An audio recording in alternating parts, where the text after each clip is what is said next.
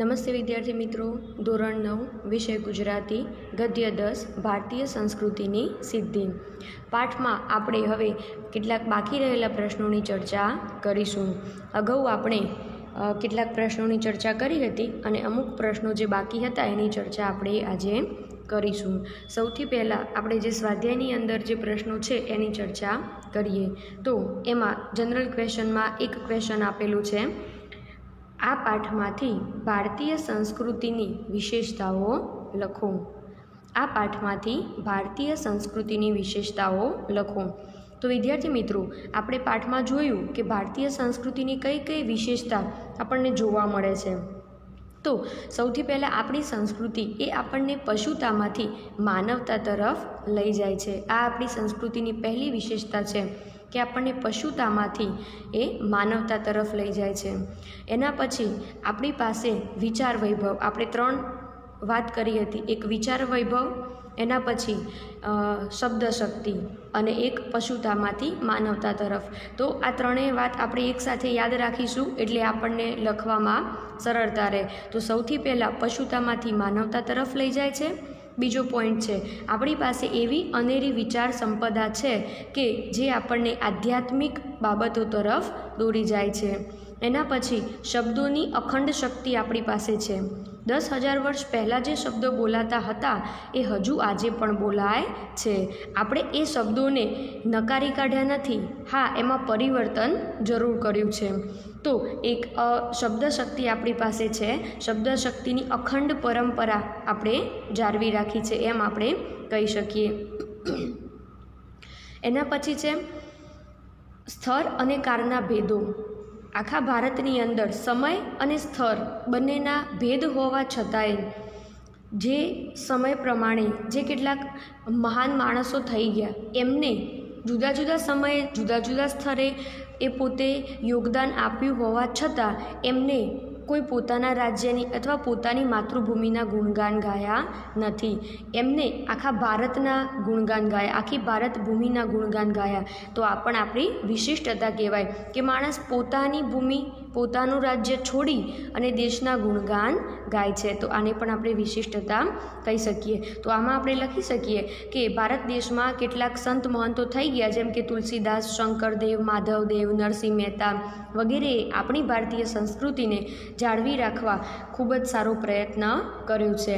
એના પછી વિભિન્ન ભાષાઓ અને અપાર વિવિધતા હોવા છતાં આપણા દેશમાં એકતા અખંડ રહી છે. ક્યારેય આપણે એકતાને ખંડિત થવા દીધી નથી. તો આ બધી આપણી વિશેષતાઓ છે. તો ભારતીય સંસ્કૃતિની વિશેષતાઓ આ પ્રમાણે આપણે લખી શકીએ. એના પછી સ્વાધ્યાયમાં જ એક પ્રશ્ન છે, એને પહેલાં આપણે જોઈ લઈએ. પ્રાચીન સમયના કોઈ ઋષિ આજે આવે તો તે શું કહેશે? આ ટૂંકો ક્વેશ્ચન છે વિદ્યાર્થી મિત્રો, 2 માર્ક્સમાં પૂછાઈ શકે. તો પ્રાચીન સમયના કોઈ ઋષિ જો આજે આવે તો એમને આપણો જે બાહ્ય પહેરવેશ છે એ તો અલગ લાગવાનો. કારણ કે પહેલાંના સમયમાં વિદ્યાર્થીઓ શું પહેરતા, તો તમે જોયું હશે સિરિયલમાં ને એમાં કે નીચે ધોતી હોય અને ઉપર એક પટ્ટા જેવું નાખેલું હોય, બરાબર. એના પછી ઘરે માતા હોય તો એમને સાડી પહેરી હોય અને જો પિતા હોય તો એમને ધોતિયું ને જબ્બો ને એવું પહેર્યું હોય, બરાબર. તો અત્યારનો પહેરવેશ અને પહેલાંનો પહેરવેશ, પહેલાંના ગુરુજનોનો પહેરવેશ, અત્યારના ગુરુજનોનો પહેરવેશ બધું બદલાઈ ગયું. પરંતુ આ બદલાયેલી સિચ્યુએશનમાં પણ લેખક શું કહેવા માગે છે કે પ્રાચીન સમયના કોઈ ઋષિ જો આજે આવશે તો આપણો બાહ્ય પરિવેશ, આપણો બાહ્ય જે વેશ છે એ ભલે જુદું દેખાય પણ એમને આપણામાં એવું તો કંઈક જરૂર દેખાશે કે એ ગર્વથી કહી ઉઠશે કે આ મારા જ સંતાનો છે. તો આપણામાં કંઈક એવું પડેલું છે જે સનાતન છે, સદીઓ પહેલાં પણ હતું અને આજે પણ છે. હવે આગળનો પ્રશ્ન જોઈએ.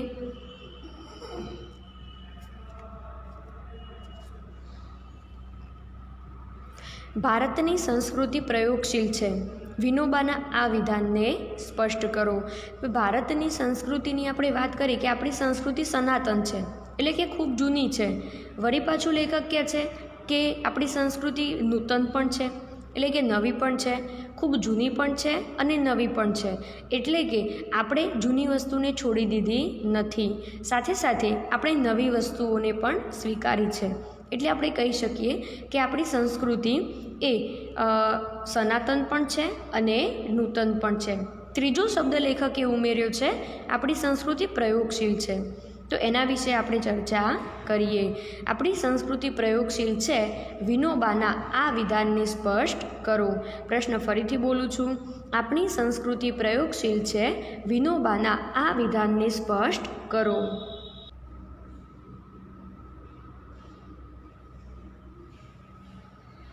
તો વિદ્યાર્થી મિત્રો, ભારતની સંસ્કૃતિ એ પ્રયોગશીલ છે, કેમ કે હજારો વર્ષો પહેલાં માણસે અહીં જાત જાતના પ્રયોગો કર્યા છે.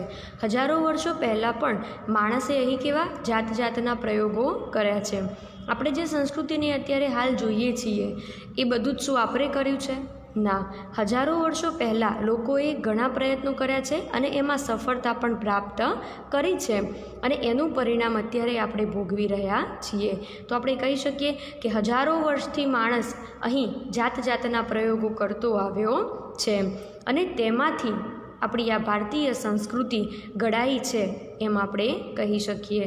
હાલ આપણે જેને ભારતીય સંસ્કૃતિ કહીએ છીએ એ વર્ષો પહેલાં લોકોએ કરેલા પ્રયત્નોની નીપજ છે. પ્રાચીન કાળમાં ઘણી આધ્યાત્મિક પ્રવૃત્તિઓ ભારતમાં થઈ અને આધ્યાત્મિકતા તરફ દોરી જવા માટે ઘણા લોકોએ ઘણા એવા સારા પ્રયત્નો પણ કર્યા છે. જેમ જેમ દિવસ જાય છે એમ માણસ આધ્યાત્મિકતા તરફ આગળ વધતો જાય એવી પ્રાચીન સંસ્કૃતિમાં એવા ઘણા પ્રયોગો પ્રાચીન સંસ્કૃતિમાં થયા છે. એના પછી કેટલીક વાતો જે છે જે પાઠમાં નથી આપી પણ એની ચર્ચા આપણે કરી શકીએ કે ભાઈ એક શાસ્ત્રોની વાત કરી લઈએ જે બુકમાં આપેલી છે કે અહીં બહુ ઘણા પ્રયોગો થયા અને ઘણા નિષ્કર્ષો પણ નીકળ્યા અને એ નિષ્કર્ષોના અંતે કેટલાક શાસ્ત્રોનો પણ જન્મ થયો. એના પછી કેટલીક વાતો છે જે આપણે ચોપડીના આધારે કહી શકીએ, જેમ કે બ્રહ્મચર્યની પ્રતિષ્ઠા. બ્રહ્મચર્ય એટલે કે આખી જિંદગી સંયમમાં વિતાવવી અને આખી જિંદગી એકલા રહેવું. જેમ કે પુરુષ હોય એ લગ્ન ન કરે અને આખી જિંદગી એ સંયમનું પાલન કરે તો એને બ્રહ્મચર્ય કહી શકાય. તો બ્રહ્મચર્યની પ્રતિષ્ઠા. એના પછી ગૃહસ્થાશ્રમના નિયમો. ગૃહસ્થાશ્રમ એટલે કે ઘર ચલાવવાના કેટલાક નિયમો હોય છે, નીતિ નિયમો હોય છે, તો એક એની વાત છે. એના પછી વાનપ્રસ્થ ધર્મની કલ્પના. વાનપ્રસ્થાશ્રમ. આપણે ભારતીય સંસ્કૃતિમાં 4 આશ્રમની વાત કરી છે, એમાંનો છેલ્લો છે વાનપ્રસ્થાશ્રમ. વાનપ્રસ્થાશ્રમ એટલે શું? એટલે કે માણસની જ્યારે ઉંમર થઈ જાય છે, એના સંતાનો હોય તો એના સંતાનોની એની પોતાની જે જવાબદારી હોય છે એ પૂરી થઈ જાય છે, એ પછી છેલ્લે માણસ એ ગૃહનો ત્યાગ કરે છે અને ક્યાં જાય છે? તો વનમાં જાય છે. વનમાં જઈ અને શું કરવાનું હોય છે? તો વનમાં જઈ અને સાદું જીવન જીવવાનું હોય છે અને ભગવાનની પૂજા આરાધના એને કરવાની હોય છે. આવું પ્રાચીન સમયમાં હતું, અત્યારે નથી. તો એને કહેવાય વાનપ્રસ્થાશ્રમ. તો એ વાનપ્રસ્થાશ્રમની કલ્પના. એના પછી સંન્યાસનો આદર્શ. સંન્યાસ પહેલાં ઘણા લોકો અત્યારે પણ લે છે, પણ પહેલાંના સમયમાં લોકો વધારે સંન્યાસ લેતા હતા. અત્યારે આપણે જોઈએ તો વાણિયા હોય અથવા એવા કેટલાક ધર્મની અંદર જ મોટા ભાગે તમને સંન્યાસ લેતા લોકો જોવા મળશે. બીજા લે છે પણ બહુ ઓછા. જ્યારે પહેલાંના સમયમાં ઘણા લોકો સંન્યાસ લેતા હતા. તો એક સંન્યાસની વાત છે. એના પછી માંસાહારનો બિલકુલ નિષેધ હતો. આપણી સંસ્કૃતિમાં બિલકુલ કોઈ માંસાહાર કરતું નહીં, તો એક માંસાહારની વાત છે. એના પછી ખેતી માટેના આદર. ખેતી માટેના પણ ચોક્કસ આદર હતા. જેમ કે અત્યારે આપણે તમાકુને બધું વાવીએ છીએ, પહેલાંના સમયમાં કદાચ એવી શરીરને ખરાબ કરે એવી કોઈ વસ્તુ વાવવામાં આવતી ન હતી. તો ખેતી માટેના કેટલાક આદરો હતા. એના પછી શિક્ષણ ઉપર રાજ્ય સત્તાનો અધિકાર. પહેલાંના સમયમાં ગુરુનું સ્થાન સર્વશ્રેષ્ઠ હતું, ગુરુની ઉપર બીજું કોઈ હોય નહીં. જ્યારે અત્યારે ગુરુ એટલે કે શિક્ષકની ઉપર રાજ્ય સત્તાનો અધિકાર હોય છે. એટલે કે આપણને બોર્ડ દ્વારા જે સૂચવવામાં આવે એ આપણે કરીએ છીએ, એને રાજ્ય સત્તાનો અધિકાર કહેવાય. પહેલાંના સમયમાં એવું કંઈ હતું નહીં. માત્ર ગુરુ જે કહે એ જ પ્રમાણે થતું અને ગુરુ જે કહે એ જ બધાએ માન્ય રાખવું પડતું. એટલે કે ગુરુનું સ્થાન એ સર્વોચ્ચ હતું, જ્યારે અત્યારે રાજ્ય સત્તાનો એના ઉપર અધિકાર આવી ગયો છે. તો આવી કેટલીક બાબતો છે જે આપણને પાઠમાંથી જાણવા મળે છે, જે પાઠની અંદર આપેલી નથી. તો આ બધામાં આપણે શું કર્યું? ધીમે ધીમે પ્રયોગો કર્યા અને એમાંથી કંઈક આપણે નવું કરતા ગયા. એના પછી આપણે આધ્યાત્મિકતા તરફ આગળ વધવા માટે ભારતના લોકોએ પ્રાચીન સમયથી જ કંઈકના કંઈક પ્રયોગો સતત અને હંમેશા કર્યા છે. આવી યોજનાઓ આપણા પૂર્વજોએ અનેક પ્રયોગ કરીને તૈયાર કરી છે. આપણે જે હાલ ઉપયોગ કરીએ છીએ એ બધી યોજનાઓ વર્ષો પહેલાં આપણા પૂર્વજોએ ઘડી હતી. આ બધા ઉપરથી આપણે કહી શકીએ કે ભારતીય સંસ્કૃતિ કેવી છે? પ્રયોગશીલ છે. પ્રશ્ન થોડો વધારે સમજવા જેવો છે, એટલે ખાસ ધ્યાન આપજો વિદ્યાર્થી મિત્રો કે ભારતીય સંસ્કૃતિની પ્રયોગશીલતા વિશે તમારે લખવું હોય તો સૌથી પહેલાં આપણે લખવાનું છે કે હજારો વર્ષોથી માણસ અહીં પ્રયોગો કરતો આવ્યો છે અને એ પ્રયોગોના અંતે અત્યારે આપણે જે સંસ્કૃતિ જોઈ રહ્યા છીએ એ આપણે એની જ નીપજ છે એમ આપણે કહી શકીએ. તો અહીંથી આપણો પ્રશ્ન શરૂ થાય છે. એ પછી આધ્યાત્મિક બાબતો લેવાની કે આધ્યાત્મિકતા તરફ આગળ વધવા માટે આપણી સંસ્કૃતિમાં ઘણા પ્રયત્નો કરવામાં આવ્યા છે. એના પછી આપણી સંસ્કૃતિમાં કેટલીક વસ્તુઓનું મહત્ત્વ સમજાવ્યું છે, જેમ કે બ્રહ્મચર્યનું પાલન કરવું જોઈએ, ગૃહસ્થાશ્રમમાં કેવી રીતે રહેવું, એના નિયમો હોવા જોઈએ. એવી કેટલીક બાબતો છે કે જેની ચર્ચા પાઠમાં થયેલી નથી, તો એ પણ આપણે એમાં લખી શકીએ.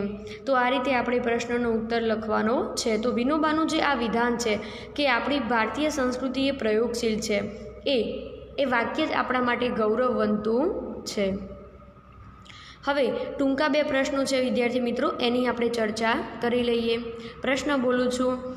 ભારતમાં કઈ શક્તિ અસ્ખલિત પ્રવાહ રૂપે વિકસિત થતી આવી છે? પ્રશ્ન ફરીથી બોલું છું. ભારતમાં કઈ શક્તિ અસ્ખલિત પ્રવાહ રૂપે વિકસિત થતી આવી છે? તેના કારણો કયા છે? 2 પ્રશ્નો છે, બરાબર. તો પહેલાં પ્રશ્ન લખી લેવાનો છે, પછી ઉત્તર સમજી અને એનો જવાબ લખવાનો છે. તો સૌથી પહેલાં પ્રશ્નને સમજીએ કે ભારતમાં કઈ શક્તિ અસ્ખલિત પ્રવાહ રૂપે વિકસિત થઈ આવી છે? કઈ શક્તિ? પહેલાં વિચારો. તો ભારતમાં શબ્દ શક્તિ એ અસ્ખલિત પ્રવાહ રૂપે વિકસિત થતી આવી છે. અસ્ખલિત પ્રવાહ એટલે કે એમાં વચ્ચે કોઈ પણ જાતની રૂકાવટ આવી નથી, સતત ને સતત એનો પ્રવાહ આગળ વધી રહ્યો છે, એટલે આપણે એને અસ્ખલિત પ્રવાહ રૂપે વિકાસ પામેલી કહી શકીએ. તો પ્રશ્નનો ઉત્તર લખતા પહેલાં યાદ રાખવાનું કે પ્રશ્નમાં શેની વાત કરવામાં આવી છે. તો આની અંદર શબ્દશક્તિની વાત કરવામાં આવી છે.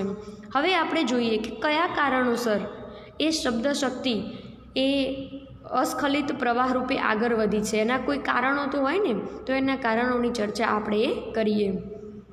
તો ભારતમાં પ્રાચીન કાળથી જ ઋષિમુનિઓથી લઈને આજ સુધી આપણે શબ્દશક્તિની અખંડ પરંપરા સાચવી રાખી છે. ભારતની ભાષામાં 10,000 વર્ષ પહેલાં જે શબ્દો બોલાતા હતા એ શબ્દો હજુ આજે પણ બોલાય છે. વિશ્વની કદાચ કોઈ ભાષામાં આવું તમને જોવા નહીં મળે. લગભગ તો આવું કોઈ જ ભાષાની અંદર જોવા મળતું નથી સિવાય ભારતની ભાષાઓ. તો ભારતની ભાષાઓમાં 10,000 વર્ષ પહેલાંના શબ્દો હજુ આપણે બોલીએ છીએ. ભારતની સંસ્કૃતિએ જૂના શબ્દોને પકડી રાખ્યા છે, પણ એનો મતલબ એ નથી કે જૂના શબ્દોને પકડીને જ આપણે ચાલ્યા છીએ. આપણે જૂના શબ્દોને તો પકડી રાખ્યા છે, એટલે કે આપણે એને તોડી નાખ્યા નથી, આપણે એને છોડી દીધા નથી, પરંતુ સાથે સાથે આપણે કેટલાક નવા શબ્દો પણ એની અંદર ઉમેર્યા છે. તો આ નવા શબ્દો જે છે એ અને જૂના શબ્દો એ જોડાઈ ગયા, અને જોડાવાથી આપણી શબ્દ શક્તિ એ કેવી રહી છે? અખંડ રહી છે, અસ્ખલિત પ્રવાહ રૂપે વહેતી રહી છે, એમ આપણે કહી શકીએ. તો ભારતમાં આ શબ્દ શક્તિનું ખૂબ જ મહત્ત્વ છે, કારણ કે આપણે જૂના શબ્દોને છોડ્યા નથી અને નવા શબ્દોનો આપણે જોડે જોડે વિકાસ કર્યો છે. તો આ પ્રશ્ન આપણે આ રીતે લખી શકીએ. પાઠમાં એને બિલકુલ સરળ રીતે એનો ઉત્તર આપેલો જ છે. આ રહ્યો જુઓ, અહીંયાથી શરૂ થાય છે અને અહીંયા એનો ઉત્તર પૂરો થાય છે. તો ચોપડીમાં પણ ઉત્તર આપેલો જ છે, આપણે એની મદદથી પણ લખી શકીએ. એના પછી આગળ કહે છે, પ્રશ્ન લખજો. તુલસીદાસજી, નરસિંહ મહેતા વગેરે ભક્તજનો વિશે વિનોબા શું કહે છે? પ્રશ્ન ફરીથી બોલું છું. તુલસીદાસજી, નરસિંહ મહેતા વગેરે ભક્તજનો વિશે વિનોબા શું કહે છે? તો એની ચર્ચા હવે આપણે કરીએ. એ પણ ચોપડીમાં આપેલું જ છે. તો તમને કદાચ થોડી સહાયની જરૂર પડે તો તમે અહીંથી મદદ લઈ શકો છો. અહીંયાથી આપણો ઉત્તર શરૂ થાય છે, અહીંયા આપણો ઉત્તર પૂરું થાય છે. જોઈએ હવે કે તુલસીદાસ, નરસિંહ મહેતા અને એમના જેવા ભક્તજનો વિશે વિનોબા શું કહે છે? તો વિનોબા કહે છે કે તુલસીદાસજીએ ભારત ભૂમિમાં જન્મ લીધો. એ તુલસીદાસ માટે તો એ ગૌરવની વાત છે જ. તુલસીદાસ કહે છે કે ભાઈ મારા માટે એ ખૂબ અત્યંત ગર્વની વાત છે. એ ગર્વ વ્યક્ત કરતા તુલસીદાસ કહે છે કે ભલી ભારત ભૂમિ ભલે કુલ જન્મ. તો ભારત ભૂમિમાં જન્મ થવો એ ખૂબ જ ગૌરવની વાત છે, આવું તુલસીદાસ કહે છે. તો આ વાત તુલસીદાસ માટે તો ગૌરવપૂર્ણ છે જ, પરંતુ તુલસીદાસ ભારતમાં જન્મ્યા, એમને રામચરિત માનસ અને કેટલી એવી મોટી મોટી કૃતિઓ લખી, એ આપણા માટે પણ ગર્વની વાત છે. પરંતુ આપણે પાઠને અને પ્રશ્નને અનુલક્ષીને ચર્ચા કરીએ તો તુલસીદાસનો જન્મ ભારતમાં થયો છે એ ગર્વની અનુભૂતિ કરતા તુલસીદાસ કહે છે ભલી ભારત ભૂમિ ભલે કુલ જન્મ. ભારત કુળમાં ભારત ભૂમિમાં જન્મ થવો એ ખૂબ જ ગૌરવપ્રદ છે. 500 વર્ષ પહેલાં ગુજરાતમાં નરસિંહ મહેતાનો જન્મ થયો હતો. લગભગ આશરે 500 વર્ષ આપણે કહી શકીએ. તો લગભગ 500 વર્ષ પહેલાં જન્મેલા નરસિંહ મહેતાએ આ જ વિચાર એમના પદમાં રજૂ કરેલો છે. એમનું એક પદ છે, ભરતખંડ ભૂતરમાં જન્મી જેને ગોવિંદ ગુણ ગાયા રે. ગોવિંદ એટલે ભગવાન કૃષ્ણ, ભરતખંડ એટલે ભારત, ભૂતળ એટલે ભૂમિ. ભારતખંડ ભારતની ભૂમિમાં જે વ્યક્તિ જન્મ્યો છે અને જેને ગોવિંદ એટલે કે ભગવાન કૃષ્ણના ગુણગાન ગાયા છે એ વ્યક્તિ ખરેખર ધન્ય છે. આ જ વાત પાછી અસમના શંકરદેવ અને માધવદેવે પણ કહી છે. તો આ શંકરદેવ, માધવદેવ, નરસિંહ મહેતા, તુલસીદાસ આ બધા એકબીજાથી કોસો દૂર રહેતા હતા, એકબીજાને ઓળખતા પણ ન હતા. વળી આ બધા જ જુદા જુદા સમયમાં થયેલા છે.